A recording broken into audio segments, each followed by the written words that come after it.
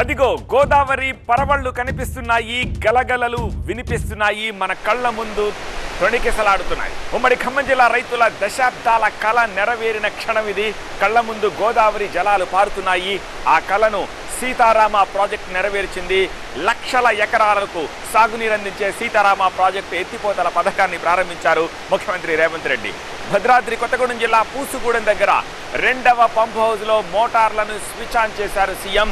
Irrigation మంత్రి ఉత్తమ్ కుమార్ రెడ్డితో కలిసి డెలివరీ సిస్టమ్ దగ్గరకు వచ్చి పరవళ్లు తొక్కుతూ ఉన్న గోదావరికి పూజలు చేశారు. పసుపు, కుంకుమ, పూలు చల్లి చీరాసారే సమర్పించారు.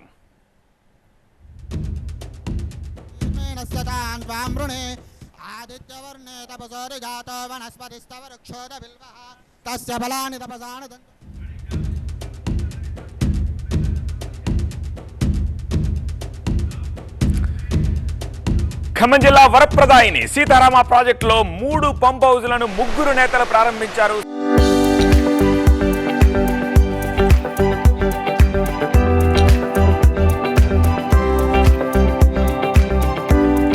సీఎం రేవంత్ రెడ్డి 2వ పంప్ హౌజ్ ప్రారంభిస్తే మొదటి పంప్ హౌజ్ను మంత్రి కోమటిరెడ్డి వెంకటరెడ్డి అశ్వాపురం మండలం బీజీ కొత్తూరు దగ్గర పూజలు చేసి మోటార్లను ఆన్ చేశారు. ఇక ములకలపల్లి మండలం కమలాపురంలో 3వ పంప్ హౌజ్ను డిప్యూటీ సీఎం భట్టి విక్రమార్క ప్రారంభించారు.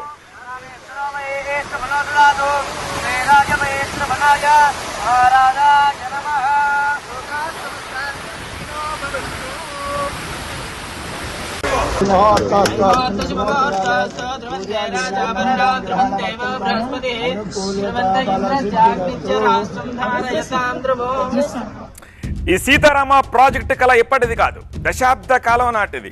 మొత్తం లక్షల ఎకరాలకు, 1-2 కాదు, లక్షల ఎకరాలకు సాగునీరు అందించే ప్రోగ్రాంతో ఏర్పడ్డ సీతారామాన్ని ఎట్టి పరిస్థితుల్లోనూ తీసుకొస్తామని చెప్పేసి కాంగ్రెస్ ప్రభుత్వం చెప్తూ వచ్చింది. చెప్పినట్టుగానే దాన్ని నిజం చేసింది. సీతారామ ఎత్తిపోతల ప్రాజెక్టు తోటి 1-2 కాదు, 10 లక్షల ఎకరాలకు సాగునీరు అందుతోంది.